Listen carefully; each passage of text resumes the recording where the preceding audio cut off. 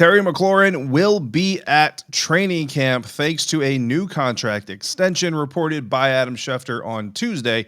Then Dan Snyder may have been in France recently, but he's taking a page from the Spaniards playbook when it comes to dealing with Congress. All of that plus Sam Howell says he's ready to play if asked to do so right now on the Locked On Commanders podcast. Are Locked On Commanders, your daily podcast on the Washington Commanders, part of the Locked On Podcast Network, your team every day.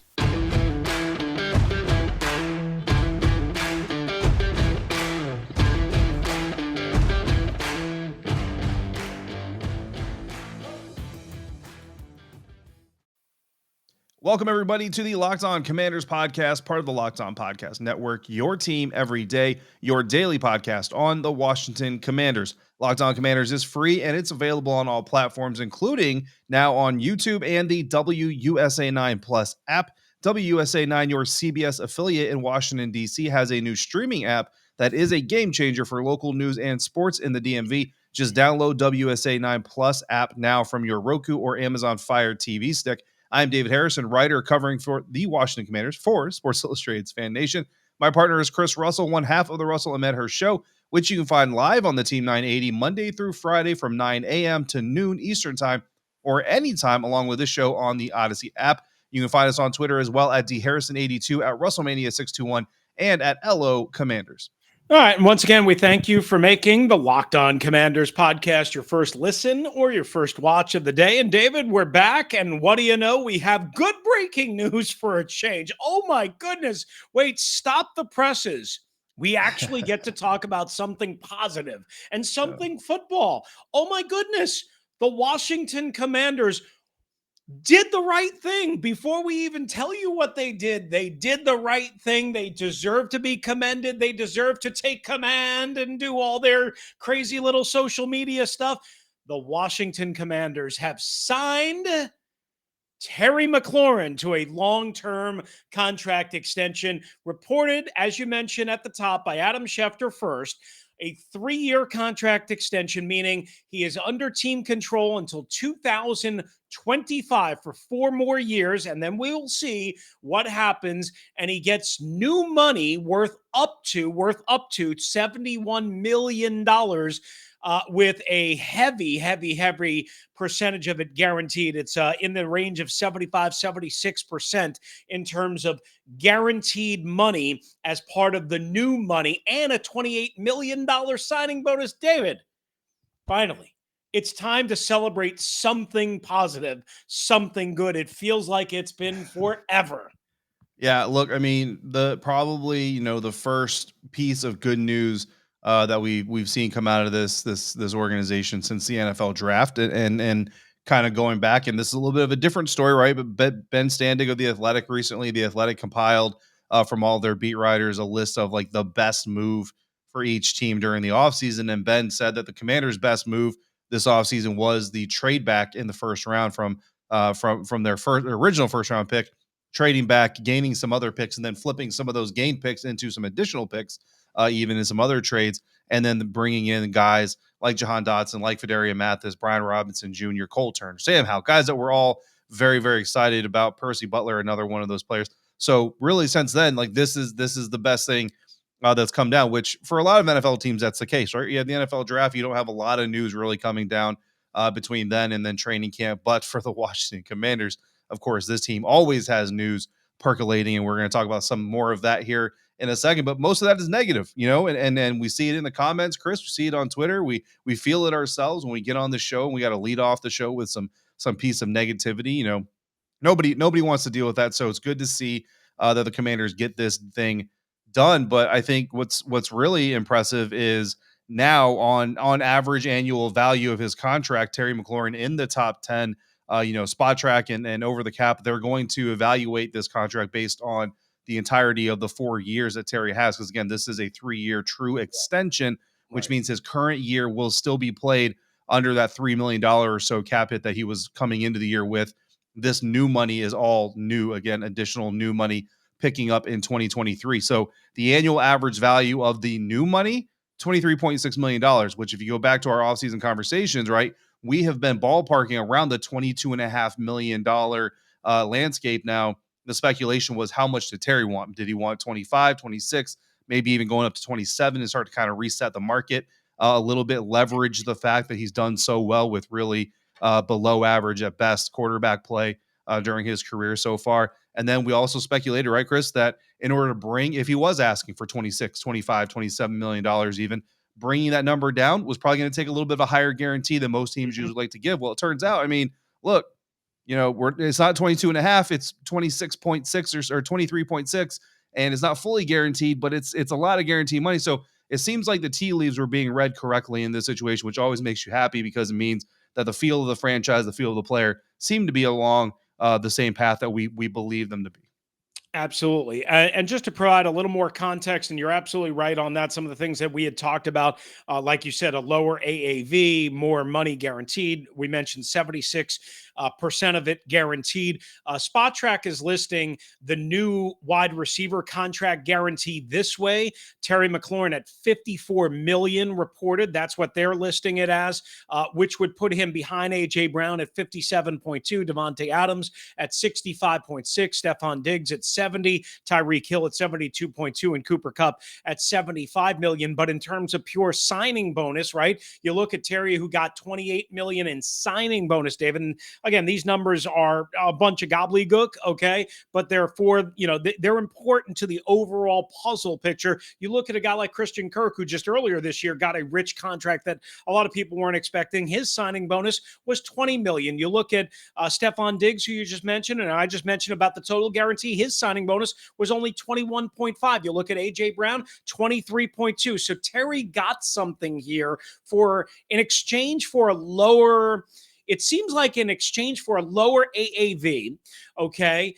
And on top of that, keeping that final year of his contract, which you and I have talked about many times, and I know I've talked about on the radio, right? I'm sure that's what the team was pushing for. Hey, let's do an extension, not a total rip-up job. Let's keep the number presumably low in this year, meaning 2022, which it was scheduled to be around 3 million. We don't know what the final number will ultimately turn out to be. We'll have to wait, and we'll, of course, provide that as soon as we get that information. But let's keep that, and let's give you a higher percentage like we talked about. Let's give you a higher signing bonus than other guys got. Let's give it to you in different ways instead of 26 AAV or 27 AAV or even 25.5, quite honestly, to beat A.J. Brown. Yeah, absolutely. And a big part of that too is salary cap management. You look at this season alone. I mean, look, past the OTA, past the mini camp phase of things, you don't really expect a lot of movement from team rosters. Typically, you kind of like to roll in. You've already started some of the install and the language familiarity. And when you talk about other positions, especially defensive positions, you're not only are you having to learn the playbook, the calls, and the checks, but also you have to learn your teammates. So the later you get in the process, the harder it is to bring in new names. But again, this team knows better than a lot. Injuries happen, you know what I mean? And depending on which numbers you believe, the Washington Commanders have somewhere around $16 to $18 million in cap space, and they just re-signed their at least most famous offensive player. I would say their most established offensive player on the roster to a great deal. But this year's money is still intact, which means if you need, for whatever reason, knock on wood, someone goes down and you need to go out there and pursue another player, or you need to go pursue a trade. I mean, listen, again, knock on wood before I say this, but let's say Logan Thomas has a setback and you have John Bates, Cole Turner, who they're looking pretty good, granted. But look, the Dallas Cowboys are in a little bit of a sticky situation. And I know, interdivision trades, always a bad idea, always a terrible thing to talk about. But look, Dalton Schultz isn't happy. So let's say, the Cowboys, you're in a rock and a hard place. Washington becomes in a rock and a hard place. You work out a little bit where you both kind of come across looking like you got you got ripped off a little bit in the deal, but you make a deal. Washington gets their tight end. Dallas gets rid of their headache, and those things move on. Again, I know a lot of people are going to hate the idea of an NFC East trade, but I'm just saying when you have that cap flexibility now that Washington has, you have that ability to make those moves. And if you don't need to make those moves, again, let's all hope that Logan Thomas continues to recover and comes back no problem. Then next year you get what we call rollover money. The cap goes up a little bit. The rollover comes in. Carson Wentz, reasonably speaking, not the most expensive starting quarterback in the National Football League. So if he does well, you still have him for a very solid price. If he doesn't do well, you're clearing another 25 million, north of 25 million off the books as it is. You're talking about a Washington Commanders team, Chris, that could have, I don't know, let's ballpark 50, $60 million in salary cap space and a very young, very talented roster to inject a new quarterback into. Absolutely, no doubt about it. And again, for everybody that thought, oh, that a Terry McLaurin contract had to take up all of that money that they had saved by not being super active in free agency, you just illustrated it pretty perfectly. Again, it gives you flexibility to add people down the line. Who knows? Maybe it's a middle linebacker comes free.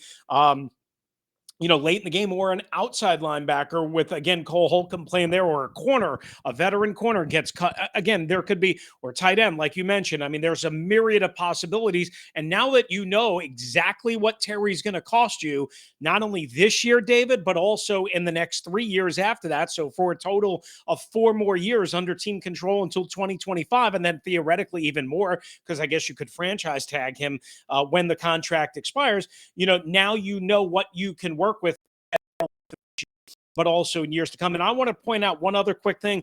I mentioned the signing bonuses and where Terry is. Again, reported a $28 million signing bonus. Assuming that report is true, David, that actually tops DeAndre Hopkins.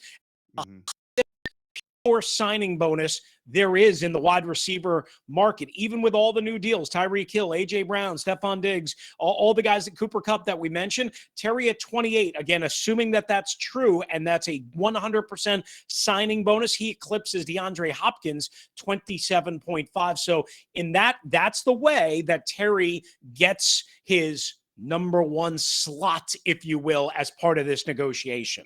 Yeah, absolutely. So Terry McLaurin comes out of this thing a winner. The Washington Commanders come out of this thing a winner. Dan Snyder continues to be a loser in the court of public opinion. But in other places where there are winners, there are losers. Hopefully you're winning more than you're losing is betonline.net. Our friends and one of the sponsors of today's episode, your number one source for all your betting needs and sports information.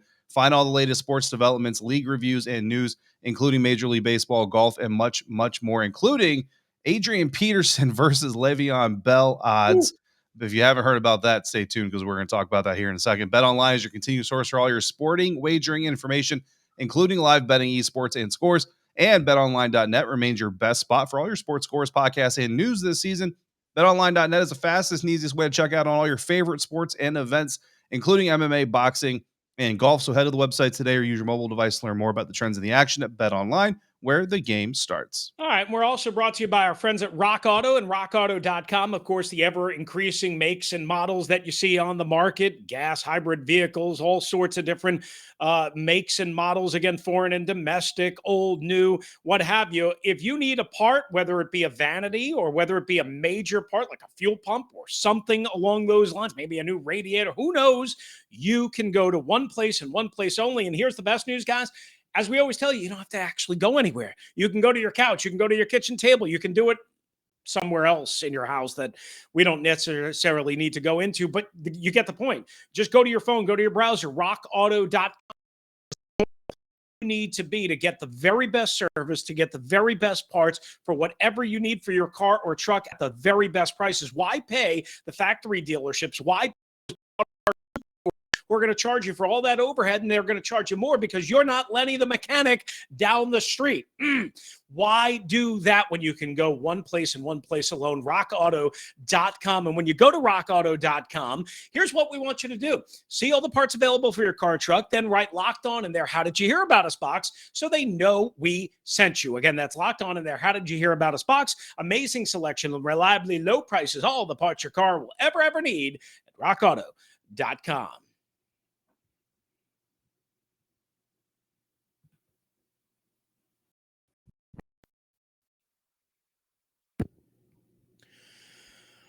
All right, thanks for making the Locked On Commanders podcast your first listen each and every day, and your first watch if you're watching us along on YouTube. Either way you consume us, we appreciate you. So again, the great news, Terry McLaurin signed to a contract extension according to all reports on that front. So great news for the Commanders. David, here's the bad news. This is how we were going to lead off our show. So we kind of buried the lead, but it was for a good reason. Dan Snyder continues to avoid Congress and their issuance of a subpoena to get him to testify.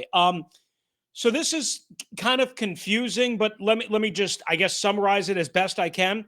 After he refused to testify on last Wednesday, June 21st, when Roger Goodell did, Mhm. Dan was, it was announced that Dan was going to get a subpoena. They tried to serve the subpoena. He's out of the country. They tried to serve the subpoena to his lead lawyer. She said, I can't take it, da da da da da. Then it came out in the wash that the House Oversight Committee wanted to depose Dan on Thursday, June 30th. And now Dan's lead lawyer says, nope, can't do it then because I'm out of the country. I'm not available. So Right. here we are playing this game of footsie and, tango, I guess, or tag, Yeah. you're it, because they keep saying, Dan's lawyers keep saying, no, we've offered different dates to the House Oversight and Committee on Reform. And yet they only want to do it on one specific date, but they also have concerns about due process and other issues. So I guess a good way to ask this to you would be, does any of this matter to you? Covering this football team, writing about this football team, thinking about this football team, or is this all procedural nonsense that really isn't big picture important to, I guess, us on that deal with the football side more? Yeah, I mean that, the hard part to answer is how much this bleeds into the locker room, right? Mhm. And that's really the difficult part. And I think that what you've seen Washington do, whether it's, by Dan and Tanya Snyder's willingness to do it, or basically just, social pressure and public perception pressure to have to do it, is, they bring in guys like Jason Wright, they bring in Ron Rivera, who then brings in his staff, and they very much kind of handle this as a compartmentalization of everything that's going on. And again, you just at this point in time, you have to kind of take Ron Rivera at his word, that the problems that are being talked about right now, if they did exist back then, because again, as of right now, from the best we can tell, they're just accusations.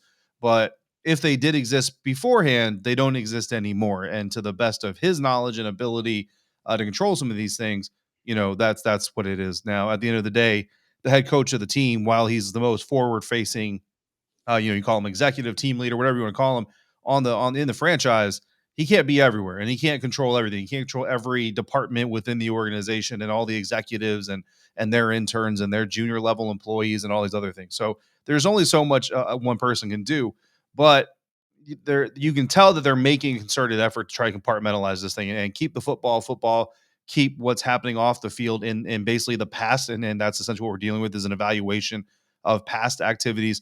And then Jason Wright is very much taking the compartment of moving forward and trying to do that in a way. And while perceptively they all tie together, right?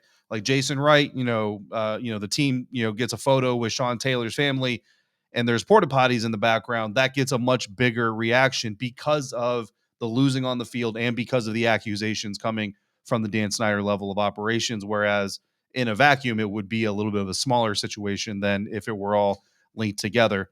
That's on the outside. On the inside, it looks very much like, okay, Jason Wright's dealing with this, Ron Rivera's dealing with this, and Dan Snyder is over here dealing with this, doing his best. And that's why I referenced in the beginning of the show, his best Ole, as if he were a Spaniard and a bullfighter in a ring in Congress were trying to stab him with their horns. Or they're stealing knives, but they just can't kill the beast. Yeah. Something Sorry, something little like Hotel California reference there.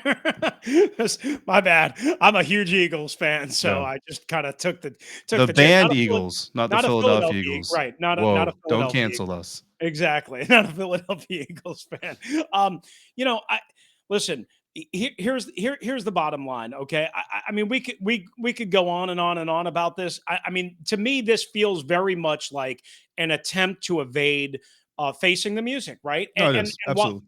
while we give Dan, listen, some of us have speculated. I don't know if we have. I can't remember. I mean, I do so many things. On in terms of the spoken word. I don't know if you've written about it and I missed it on SI. I've at least wondered, hey, does Dan have the money, the liquid cash to like sign a guy like Terry McLaurin, right? And to do with all the lawyers and the lawsuits and the this and the that and the buy Mhm. and all that and the stadium, right? Well, we give him credit when they get something done like they did as we addressed with the Terry McLaurin episode. Well, now we have to kind of like say, yeah, but this is still the same Dan. They're dodging all these dates. They're dodging meetings. They're dodging telling the truth. They're dodging being fully transparent. And his lawyer can say whatever he wants. I don't care. Lawyers just talk and talk and talk and talk. Lawyers talk more than I do. And I talk a lot, as you know. Okay. So the bottom line is to me, this feels very much like an attempt to evade, stall, whatever procedural tactics they can to get Dan not to talk, to not be fully transparent, to not be under oath, to not be deposed, to not put himself out there, whether it's his lawyer, him, whatever the case might be, David. And unfortunately for them, what they don't realize is this is going to continue to go on. And guess what? The good karma, the good feeling from Terry McLaurin's contract extension is eventually going to fade away a little bit. The good feeling, the good karma from Carson to Terry or whatever the case might be might get obstructed, to use a different word, obstructed by Dan playing this political game of delay. Hey, hide and seek. Can you find me? Can you come and get me? Can you serve me? Can you not serve me? Can I wait until the Republicans? All this nonsense. And I'm obviously summarizing just to make this as quick as possible. But I think I wonder if it's going to, it's going to bleed into the football season, right? And it's going to take maybe some of the good karma away from a 4-2 start, maybe, or something like that, right? And I hate that. I don't want that. I want this team to be successful on the field and off the field. Dan, if you're listening, buddy, if you're off the coast of France, if you're watching, pal, which we appreciate you. Get it done. Get it over with.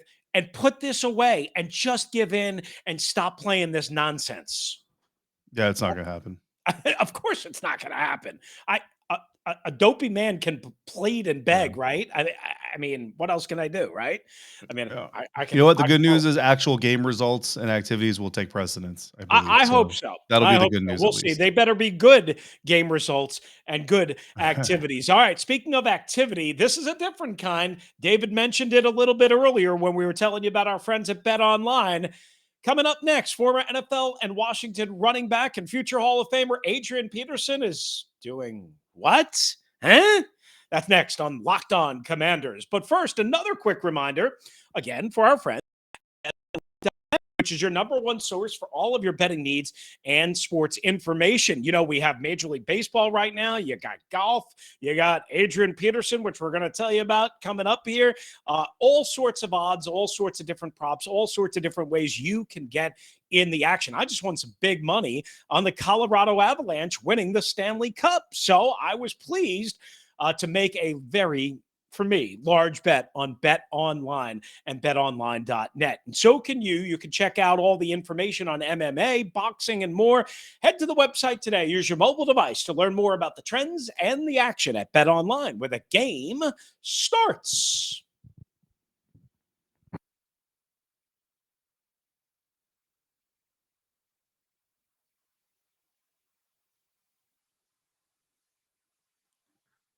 All right, our final segment here on this episode of the Locked On Commanders podcast. And if you weren't sick of foolishness already, Adrian Peterson, former NFL running back, former Washington running back, is going to face Le'Veon Bell, another former NFL running back, in a boxing match on July 30th at crypto.com arena.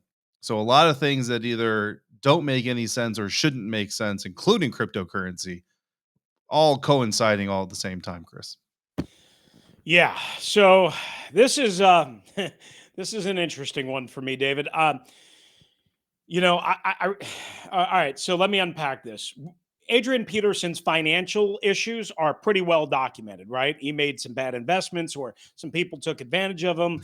He's had some legal issues, right? So it's been made pretty clear that AP has some significant financial issues for a legendary running back, a guy who is going to the Hall of Fame, regardless of whatever anybody wants to say about some of the issues he's had. He's going to the Hall of Fame, right? He is that good.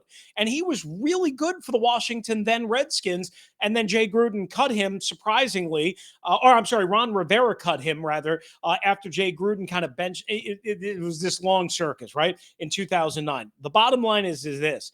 I kind of feel bad for Adrian Peterson, right? He clearly is having trouble getting an NFL job. He was with the Tennessee Titans when Derrick Henry went out last year for a couple of games. Then he got let go. He's looking probably for money. And David, I just got to think there's a better way to go out and try and market yourself or make money than fighting Le'Veon Bell, who apparently has been training longer for this.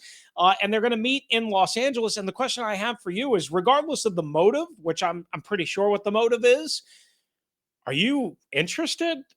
Is this a car wreck, or is this something of a circus act, or is this something that gets you going on a Saturday night in late July?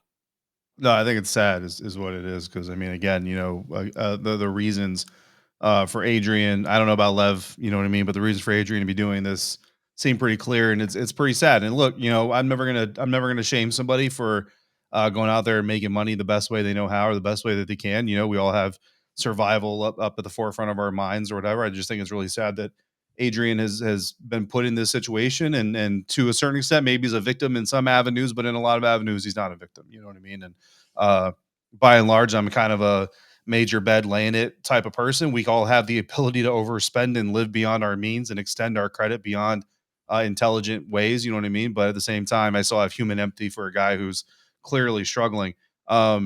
I'm honestly not an MMA guy anyway. Like, I really don't care. I've watched it. I just don't get into it. So that, on top of the fact that it's the two people who don't actually do this for a living doing this, I mean, we're essentially just gathering around a circle to watch two people famous for doing something else do something they're not actually trained or proficient in. And I mean, I just don't get into it. I care less about this than I do about Tom Brady playing golf, to be quite honest with Yeah, I'm out on this too. I'm not. There's no chance I'm watching this. I reached out to Adrian to see if, for comment or if he would come on, and he's, right now not saying anything. So, I mean, listen, I wish him all the best. I hope it works out for him. I hope he's not that desperate, but it seems like he is desperate. Maybe he looks, and a guy like Logan Paul, who turned, a YouTube career into, into so many millions and millions and millions of dollars in WrestleMania and MMA and all that stuff. Maybe he looks at that and says, well, this is my best path in life moving forward. To that, I say Yeah. good luck. I mean, it's just kind of a shame for somebody that's going into Canton in a couple of years that he's got to do that. But either way, that's the story with that. And one last thing, Sam Howell, David says he'll be ready when his name is called. To which I say, of course he will. What else would he be? Yeah, I mean, we were. Would we expect him to say, I won't be ready if they need me? Yeah, I mean, no offense to anybody out there. I mean, this is what this time of the season is. We Right. take what we can, and I mean, we've got interviews that we've done with position coaches and stuff like that will be turning into content here as well. But this is something. I mean, this comment is what, about a month old now, and Yeah. really, it wasn't even necessarily in the light that it's being portrayed in this Right. article that went out. But yeah, I mean, Sam. Again, I mean, you're not going to get up there and Sam Howell asks, hey, if you were thrust into action because Carson, got injured and Taylor came down with mono, how would you feel? And if Sam was like, oh, I'd run back to North Carolina and see if I can get another Right. year of eligibility. That's what I like. Come on, man. Like, he's going to say that. And Sam's a humble guy, lost in the translation of this article that was written is actually him talking about how much he's learned from Carson and from Taylor and their Mhm. professionalism and how fun it is to be in that room, which I think is really the main part, the biggest part that we should take away from the comments he made there during OTAs is that part of it. But it's the end of June, so Sam Howell saying that he's ready to play if they need be, and the hatred around Carson Wentz is going to get clicks, and it got some clicks, and it got our attention just like it got other people's attention. I mean, to your point, I saw the headline on Pro Football Talk and I said, oh, I sort of remember him saying that. Let's Yeah, talk about it because we yeah. need to fill time. We didn't know Terry McLaurin was getting a contract extension when I put that in there. Either way, Sam Howell, slinging Sammy Howell will be ready to go if they have to, break glass in the ceiling and all that good stuff. All right. So, again, the big news, Terry McLaurin, a contract extension tied to under team control till at least 2025. So congratulations to Terry and the Washington Commanders. This is a great, great bit of news for the Commanders organization and for Terry. And let's all celebrate somewhat of a sense of normalcy. All right, that's going to do it for us on this edition, Commanders fans. Thank you for making the Locked On Commanders podcast your first listen and first view of the day. Come on back for the next episode, which we will have coming up before the holiday weekend is out. Now make your second listen and watch the Locked On NFL podcast. Our national NFL experts and insiders keep fans dialed in with the biggest stories and the latest news from around the league, because an offseason doesn't equal a break in the action. Follow Locked On NFL every day on the Audacy app, YouTube, and wherever you get your podcasts. If you want to hop in on the voicemail line, it's 301-615-3577 or lockedonwashingtoncommanders@gmail.com. That's going to do it for us today, Washington Commanders fans. Thanks again for joining us. We're free and available on all platforms. For David Harrison, writing for SI.com's Fan Nation, check out David's thoughts in print on Terry McLaurin's contract and what it all means. I'm Chris Russell, one half of the Russell and Medhurst show on the Team 980 and the Audacy app. We'll be back right here on the Locked On Commanders podcast.